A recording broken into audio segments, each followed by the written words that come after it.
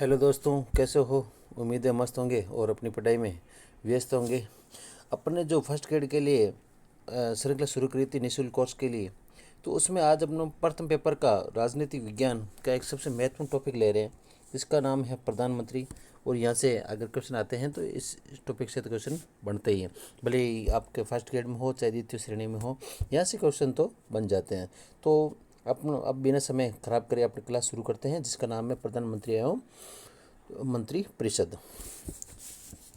प्रधानमंत्री एक संवैधानिक पद है, ये तो आपको पता है। ये संविधान जिस संविधान उसे कहते हैं जिसका संविधान में उल्लेख हो, जिसका उल्लेख भाग 5, जिसमें राष्ट्रपति का भी था भाग 5 में और उपराष्ट्रपति का भी था अनुच्छेद 75 में।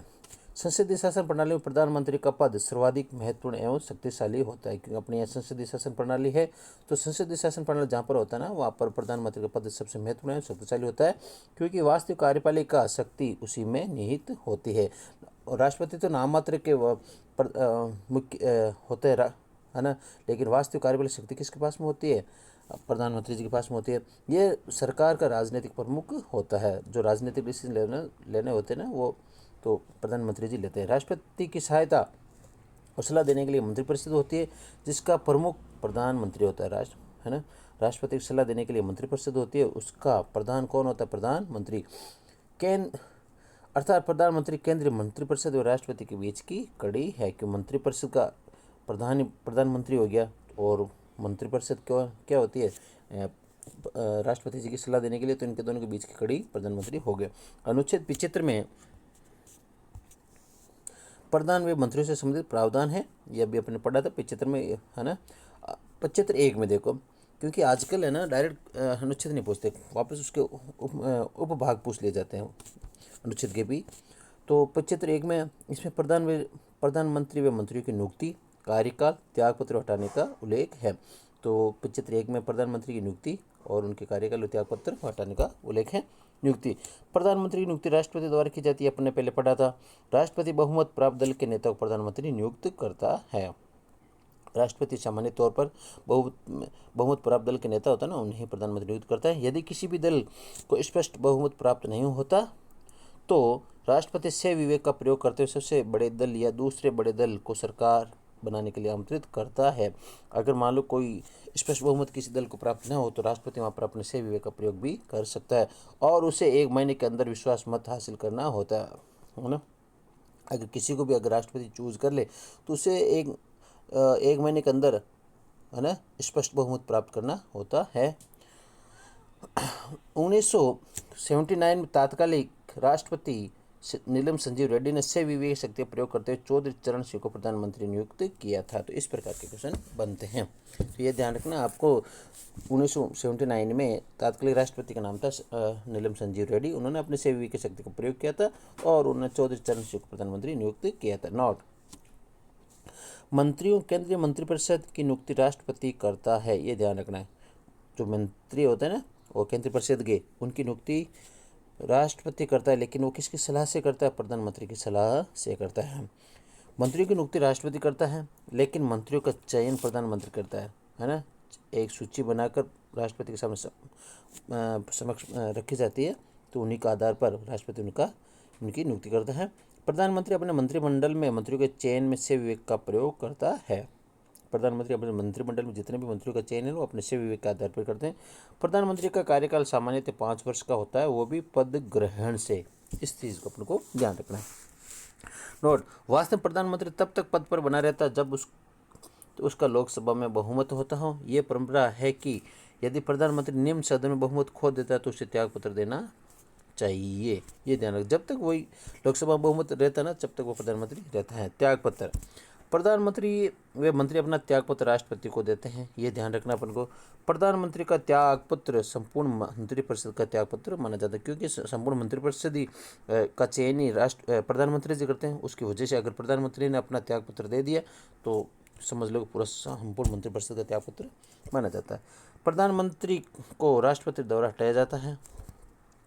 राष्ट्रपति प्रधानमंत्री को तभी पद से हटा सकता है जब उसके विरुद्ध अविश्वास प्रस्ताव पारित हो जाए, अर्थात लोकसभा अपना बहुमत खो दे। राष्ट्रपति जब भी उनके पद से हटा सकते हैं जब उनके विरुद्ध या तो अविश्वास प्रस्ताव हो जाए, अर्थात वो अपना बहुमत खो दे। नोट, मंत्री का कार्यकाल प्रधानमंत्री के प्रसाद पर्यंत, जबकि मंत्रियों का कार्यकाल राष्ट्रपति के प्रसाद पर्यंत रहता है। एक मंत्री का व्यक्तिगत तौर पर देखें तो किसके प्रसाद पर्यंत रहते हैं, वो प्रधानमंत्री के प्रसाद पर्यंत। और अगर मंत्रियों को दृष्टि देखा जाए तो राष्ट्रपति के प्रसाद पर्यंत। मंत्रियों को राष्ट्रपति देता है, प्रधानमंत्री की सलाह से, ये ध्यान रखो। नियुक्ति चयन भी कौन करता है, प्रधानमंत्री करता है ना, मंत्रियों का। अगर हटाने की बात आई तो प्रधानमंत्री की सलाह से राष्ट्रपति हटाता है। 75(1) में वर्णित है, 75(1) के वापस इसमें 91वें संविधान संशोधन 2003 द्वारा जोड़ा गया। इसके तहत केंद्रीय मंत्रिपरिषद का आकार निश्चित कर दिया गया। देखो ये ऐसे क्वेश्चन आते हैं, ये ध्यान रखना आपको। कौन से संविधान संशोधन में केंद्रीय मंत्रिपरिषद का आकार निश्चित कर दिया, तो आपको ध्यान रखना 91वें संविधान संशोधन में केंद्रीय मंत्रिपरिषद का आकार निश्चित कर दिया। केंद्रीय मंत्रिपरिषद में प्रधानमंत्री सहित मंत्रियों की कुल संख्या कुल लोकसभा सीटों का 15% हो सकती है, ये ध्यान रखना है ना। और प्रधानमंत्री सहित, ये ध्यान रखना है। केंद्र में मंत्रिपरिषद की न्यूनतम आकार का प्रावधान नहीं है। केंद्र में ना मंत्रिपरिषद का न्यूनतम आकार का कोई किसी प्रकार कोई प्रावधान नहीं है, तो अपन को ये ध्यान रखना है। 75(1) में क में लिखा हुआ है 91वें संविधान संशोधन 2003 द्वारा केंद्रीय मंत्रिपरिषद का आकार निश्चित कर दिया है। वो प्रधानमंत्री से मंत्री कुल संख्या का कितने प्रतिशत होता है लोकसभा, 15%। 75(1) ख में इसी में 91वें संविधान संशोधन 2003 द्वारा जोड़ा गया है। इसमें प्रावधान यह है कि किसी राजनीतिक दल का संसद के किसी भी सदन का कोई सदस्य दल बदल के आधार पर सदस्य अयोग्य करार दिया जाता है, तो ऐसा सदस्य मंत्री होने पर मंत्री पद के लिए अयोग्य होगा। अपन को तो ये 75(1) वाला इसको ध्यान रखना है। 75(1) में राजनीतिक दल शब्द का प्रयोग का उल्लेख है। 52वें संविधान संशोधन द्वारा 10वीं अनुसूची जोड़कर प्रावधान किया गया। लोकसभा सदस्य दल बदल के आधार पर निर्भरता से ग्रस्त है, तो इसका निर्धारण लोकसभा अध्यक्ष करेगा। ये तो कोई विशेष नहीं है, अपन को तो वो वाला ध्यान रखना। मैं एक बार पेन चेंज कर लेता हूँ। 75(2) में प्रधानमंत्री व केंद्रीय मंत्रिपरिषद राष्ट्रपति के प्रसाद पर्यंत पद धारण करते हैं। व्यक्तिगत व उत्तरदायी व जिम्मेदारी, यह प्रसाद पर्यंत का वास्तविक अर्थ तब तक है उनका लोकसभा बहुमत है, उनको पद से हटाया नहीं जा सकता। जब तक लोकसभा बहुमत होता है ना, तो प्रधानमंत्री व केंद्रीय मंत्रिपरिषद को हटाया नहीं जा सकता। लेकिन यदि वे लोकसभा में बहुमत खो देते हैं तो राष्ट्रपति उन्हें पद से हटा देते हैं, उन्हें मतलब प्रधानमंत्री को हटा देते हैं। केंद्रीय मंत्रिपरिषद व्यक्तिगत रूप से राष्ट्रपति के प्रति उत्तरदायी होती है। देखो यहाँ पर आया था ना, यह मंत्रिपद की नियुक्ति राष्ट्रपति हटाता है। अनुच्छेद 75(3) केंद्रीय मंत्रिपरिषद सामूहिक रूप से लोकसभा के प्रति उत्तरदायी होती है ना। सामूहिक रूप से किसके प्रति होती है, लोकसभा के प्रति। ये एक संवैधानिक बाध्यता है। यह अनुच्छेद केवल तभी लागू होता है जब लोकसभा भंग नहीं होती है। 75(4) में देखो इस प्रकार क्वेश्चन आ जाते हैं। प्रधानमंत्री की शपथ कौन सा अनुच्छेद में, तो 75(4) में, ये ध्यान रखना है। प्रधानमंत्री मंत्रियों की शपथ राष्ट्रपति द्वारा दिलाई जाती है तीसरी अनुसूची के प्रारूपानुसार, क्योंकि तीसरी अनुसूची में शपथ का प्रावधान है ना, तो उसी के प्रारूप के अनुसार प्रधानमंत्री और मंत्रियों को शपथ दिलाई जाती है। अनुच्छेद 75(4) में ये वर्णित है, ये ध्यान रखना है। प्रधान व मंत्री पद वे गोपनीयता की शपथ लेते हैं, ये ध्यान, पद व गोपनीयता की शपथ लेते हैं। अनुच्छेद 75(5) में कोई मंत्री निरंतर 6 मास की किसी अवधि तक संसद के किसी का सदस्य नहीं, तो उसे उस अवधि को समाप्ति और मंत्री नहीं रहते, ये ध्यान रख। अगर कोई मंत्री है, अगर निरंतर 6 मास तक किसी अवधि में किसी भी संसद का है ना सदस्य नहीं है वो, है ना, तो उसे या तो 6 महीने तक उसका सदस्यता ले लेना चाहिए। अगर नहीं लेता है तो वो मंत्री नहीं रहेगा। प्रधानमंत्री व मंत्री पद के लिए वही योग्यताएं होती है जो संसद बनने के लिए होती है, जैसे कि वह भारत का नागरिक होना चाहिए, न्यूनतम आयु 25 वर्ष होना चाहिए, संसद के किसी भी एक सदन का सदस्य होना चाहिए, यानी लोकसभा या राज्यसभा। आमतौर पर भारत के प्रधानमंत्री लोकसभा से होते हैं, लेकिन 4 प्रधानमंत्री राज्यसभा से भी रहे हैं। ये आमतौर पर तो लोकसभा से होते हैं, लेकिन 4 प्रधानमंत्री ऐसे हुए जो राज्यसभा से भी रहे। संसद द्वारा निर्धारित अन्य योग्यताएं, यदि कोई व्यक्ति संसद के किसी भी सदन का सदस्य नहीं है तो 6 मास के लिए प्रधानमंत्री व मंत्री बन सकता है। देखो अपने यहाँ पर 75(5) में इस चीज़ को पढ़ा था। एनपी आनंदवाद 1996, लेकिन 6 माह के अंदर उसे संसद के किसी भी एक सदन की सदस्यता ग्रहण करनी पड़ेगी, अन्यथा उसे त्यागपत्र देना पड़ेगा। इसको आपने देख लिया। 75(6) में वेतन भत्ते 6, ऐसे याद रखना, पेंशन 6 है ना। प्रधानमंत्री व मंत्रियों के वेतन भत्तों का निर्धारण संसद करती है, इस ध्यान रखना। प्रधानमंत्री का वेतन 2 लाख रुपये, बेसिक 1 लाख रुपये 60,000 है ना। कैबिनेट मंत्रियों का 1 लाख रुपए ये इनका वेतन होता है। प्रधानमंत्री वेतन 2 लाख होता है। अनुच्छेद 78 के अंदर प्रधानमंत्री को जानकारी देने आदि के संबंध में प्रधानमंत्री के कर्तव्य, राष्ट्रपति को किसी प्रकार को जानकारी देने तो प्रधानमंत्री के कर्तव्य अनुच्छेद 78 के अंदर है। इसमें प्रधानमंत्री के संवैधानिक कर्तव्य का उल्लेख है। इस प्रकार के क्वेश्चन आते हैं कौन से अनुच्छेद के अंदर प्रधानमंत्री के संवैधानिक कर्तव्य है, तो अनुच्छेद 78 के अंदर प्रधानमंत्री का कर्तव्य बनता है कि राष्ट्रपति को सूचना दे, मांगने पर या बिना मांगे। राष्ट्रपति प्रधानमंत्री से सूचना मांग सकता है। अनुच्छेद 78 से प्रधानमंत्री के 3 प्रकार के कर्तव्य, ये ध्यान रखना, प्रधानमंत्री के 3 प्रकार के कर्तव्य होते हैं। ये कौन कौन से होते हैं, एक बार इनको लोग देखते हैं। संघ के कार्यकलाप के प्रशासन संबंधी और विधान विषयक प्रस्तावनाओं संबंधी मंत्रिपरिषद के सभी विनिश्चय राष्ट्रपति को सूचित करें। संघ के कार्यकलाप के प्रशासन संबंधी और विधान विषयक प्रस्तावना संबंधी जो जानकारी राष्ट्रपति मांगे वह दे। किसी विषय को जिस पर किसी मंत्री ने विनिश्चय कर दिया किंतु मंत्रिपरिषद विचार नहीं किया तो राष्ट्रपति द्वारा अपेक्षा किए जाने पर मंत्रिपरिषद के समक्ष विचार रखें। अनुच्छेद 74, 75 और 78 प्रधानमंत्री राष्ट्रपति के अंतर संबंध से संबंधित है, ये अपने अभी देख लिया। अनुच्छेद 74, 75 केंद्रीय मंत्रिपरिषद और राष्ट्रपति के अंतर संबंध से संबंधित है। अनुच्छेद 74 विस्तृत रूप से प्रधानमंत्री, केंद्रीय मंत्रिपरिषद व राष्ट्रपति के संबंधों को निर्धारित करता है। अब प्रधानमंत्री का कर्तव्य क्या है, देखो, मंत्रियों का चयन करता है, मंत्रिपरिषद का गठन करवाता है राष्ट्रपति के माध्यम से, मंत्रियों की नियुक्तियां हेतु सिफारिश करता है राष्ट्रपति से। प्रधानमंत्री की सिफारिश के बिना किसी मंत्री की नियुक्ति नहीं करता राष्ट्रपति जी। मंत्रियों को मंत्रालय आवंटन की सिफारिश कौन करता है, प्रधानमंत्री करते हैं। मंत्रियों के मंत्रालय में फेरबदल भी कर सकता है, अगर कोई मंत्रालय उनको दे रखा तो वापस फेरबदल भी किया जा सकता है। मंत्रियों को त्यागपत्र देने हेतु कह सकता है, अगर कोई काम नियमापूर्वक विधिपूर्वक नहीं करते हैं उससे त्यागपत्र के लिए भी कहे जा सकते हैं। मंत्रियों को हटाने की सिफारिश भी कर सकता है, अगर जो चयन भी कर सकता है तो हटाने की सिफारिश भी कर सकता है राष्ट्रपति जी के माध्यम से। प्रधानमंत्री मंत्रिमंडल की बैठकों की अध्यक्षता करता है। प्रधानमंत्री की अनुपस्थिति मंत्रिमंडल की बैठकों की अध्यक्षता वरिष्ठ मंत्री करता है। अगर प्रधानमंत्री अनुपस्थित है और मंत्रिमंडल की बैठक हो रही है तो उसकी अध्यक्षता वरिष्ठ मंत्री करता है। यदि कोई मंत्री मंत्रिपरिषद के निर्णय से सहमत नहीं होता तो उसे त्यागपत्र देना होता है, ये ध्यान रखना है। अगर कोई भी मंत्री हो, मंत्रिपरिषद अगर किसी पूरे मंत्रिपरिषद ने अगर कोई निर्णय ले लिया और एक व्यक्तिगत रूप से कोई व्यक्ति उसके निर्णय से सहमत नहीं है तो उसे त्यागपत्र वहाँ से देना पड़ेगा। वह मंत्रिमंडल की बैठकों के लिए कार्यसूची तैयार करता है ना, कब कैसी बैठक होनी है उसकी कार्यसूची कौन तैयार करते हैं, प्रधानमंत्री। वह विभिन्न विभागों के कार्यकलापों में समन्वय स्थापित करता है। इस आधार पर सर्वप्रथम 1950 में त्यागपत्र देने वाले श्यामा प्रसाद मुखर्जी, ये ध्यान रखना है ना, किस आधार पर, वो किसी मैटर पर वो सहमत नहीं हुए थे उसकी वजह से उन्होंने त्यागपत्र दे दिया। अन्य मंत्रियों ने इस आधार पर त्यागपत्र जैसे केसी नियोगी, केसी महतो और श्री देशमुख। तो अपने ये ध्यान रखना, सबसे पहले किसने त्यागपत्र दिया था, श्यामा प्रसाद मुखर्जी ने अपना मुंह मोड़ लिया था। प्रधानमंत्री के अतिरिक्त कार्य शासन के विभिन्न भागों में समन्वय स्थापित करता है। प्रमुख उपाधियां जैसे भारत रत्न, पद्म विभूषण, पद्म भूषण, पद्मश्री प्रदान करता है।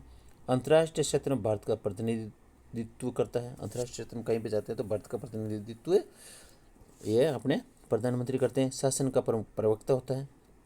प्रधानमंत्री देश का सर्वोच्च नेता होता है। लोकसभा का आम चुनाव सामान्यतः प्रधानमंत्री का चुनाव ही होता है, यह ध्यान, लोकसभा का चुनाव होता है ना, सामान्यतः वो प्रधानमंत्री के लिए चुनाव होता है। संविधान प्रधानमंत्री की सरकार को प्रशासनिक मशीनरी में एक विशेष स्थान प्रदान करता है। ये केवल मंत्रिपरिषद का अध्यक्ष ही नहीं वरन राष्ट्रपति का मुख्य परामर्शदाता भी है। उसकी उच्च स्थिति के कारण उसका यह दायित्व हो जाता है कि यह देखें कि मंत्रिपरिषद एक टीम की भांति कार्य कर रही है अथवा नहीं, या जो भी मंत्री वो निश्चित करते हैं ना तो वो एक टीम की भांति कार्य करते हैं। ये आगे है, एक मिनट, ध्यात्व बिंदु याद रख लो आप। अविश्वास प्रस्ताव विपक्ष द्वारा लिया जाता है, ये ध्यान रखना। अविश्वास प्रस्ताव हमेशा विपक्ष द्वारा लाया जाता है और केवल लोकसभा में लाया जाता है, ये ध्यान रखना। अविश्वास प्रस्ताव विपक्ष द्वारा लाया जाता है, केवल लोकसभा में लिया जाता है, कारण बताने की आवश्यकता नहीं होती इसमें। यदि प्रधानमंत्री संसद के उस सदन के सदस्य है तो अविश्वास प्रस्ताव पर अपने पक्ष में वोट नहीं दे सकते। अविश्वास प्रस्ताव संविधान उल्लेखनीय है, इसका उल्लेख लोकसभा के नियम 198 में है, ये ध्यान रखना।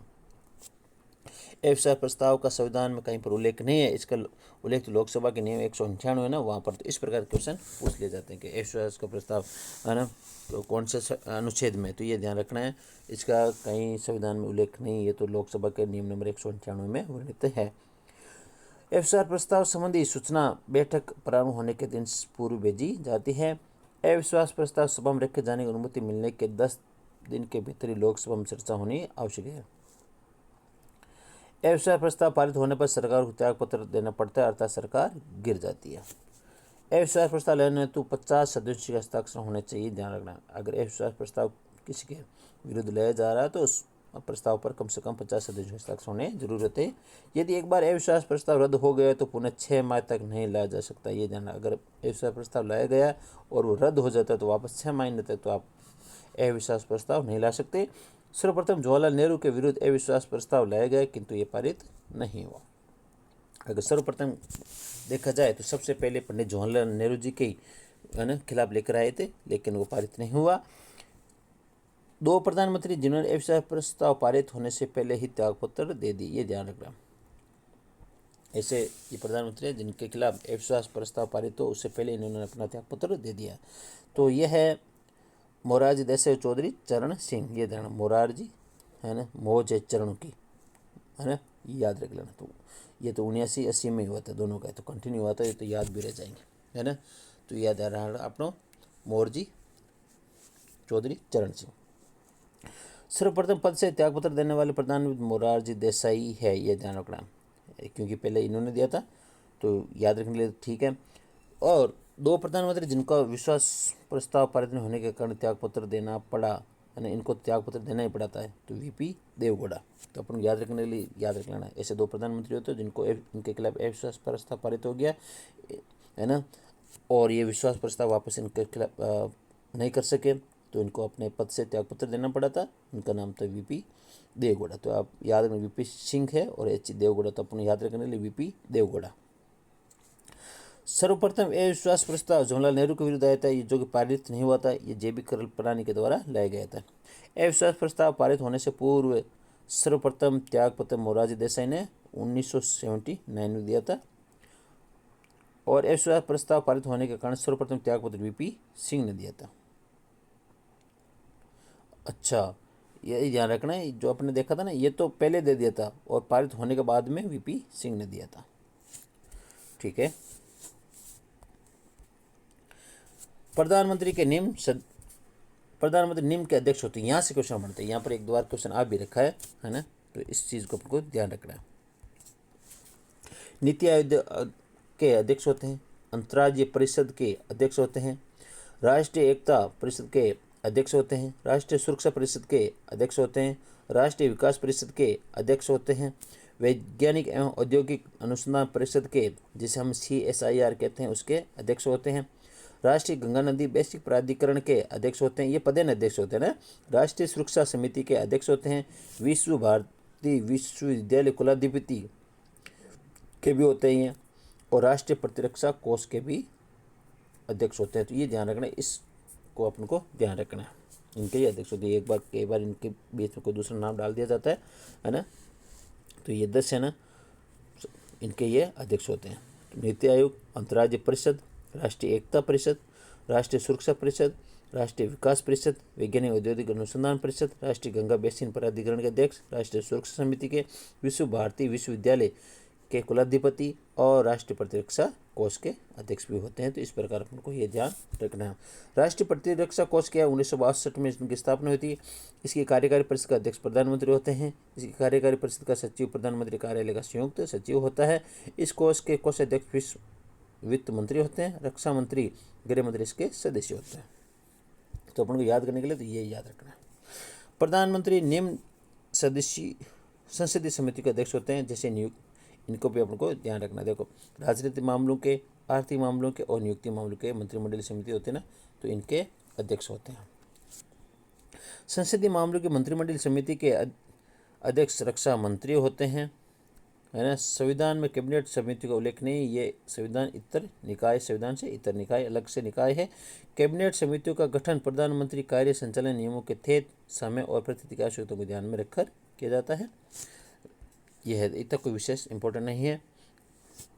तो ये है कि देखो प्रधानमंत्री से संबंधित कथन, हमारे संविधान के अंतर्गत किसी कार्यकारी की अमेरिका के राष्ट्रपति की से तुलना की जाए तो प्रधानमंत्री होगा, न कि राष्ट्रपति। ये ध्यान रखना, ये डेफिनेशन देती है डॉक्टर भीमराव अम्बेडकर ने। यह है भारतीय प्रधानमंत्री सम्मान के बीच प्रथम एक कैबिनेट रूपी चाप का मुख्य प्रस्तर है, ये कहा था लॉर्ड मार्ले ने। इस प्रकार की डेफिनेशन आ जाती है, सम्मान के बीच में प्रथम है ना, और कैबिनेट रूपी चाप का प्रस्तर है, लॉर्ड मार्ले ने कहा था। भारतीय प्रधानमंत्री सरकार के मुख्य रूप में सबसे प्रमुख है, ये कहा था हर्बर्ट मैरिसन ने। तो ये वाली परेशान है सम्मान के बीच में प्रथम वाली, इसको आपको ध्यान रखना। भारतीय प्रधानमंत्री सूर्य के समान है जिसके चारों ओर ग्रह परिभ्रमण करते हैं, ये आइवर जेनिक्स ने कही थी। प्रधानमंत्री राष्ट्र की नौका के कप्तान की तरह, ये मुंडो ने कहा था। प्रधानमंत्री राष्ट्रपति जहाज का मल्लाह है, ये रेमजे मलियो ने कहा था। देश के प्रमुख सरकार तथा सरकार प्रमुख प्रधानमंत्री HRG ग्रीस ने कहा था। प्रधानमंत्री व कैबिनेट के संबंधों पर एज लास्किन ने कहा कि प्रधानमंत्री कैबिनेट का निर्माण जीवन मृत्यु केंद्र बिंदु। तो अपन को तो सबसे इम्पोर्टेंट ये परीक्षा लगी, तो इसको आपको याद रखना। तो इस प्रकार ये अपने प्रधानमंत्री की क्लास थी, उम्मीद थी आपको अच्छी लगी होगी। अगर अच्छी लगी तो लाइक व सब्सक्राइब जरूर कीजिएगा। अगर क्वेश्चन कोई बनता है तो यहाँ से बन जाएगा, निश्चिंत होकर आप इसे एक बार और पढ़ लेना। मस्त रहिए, हंसते रहिए, मुस्कुराते रहिए और पढ़ते रहिए।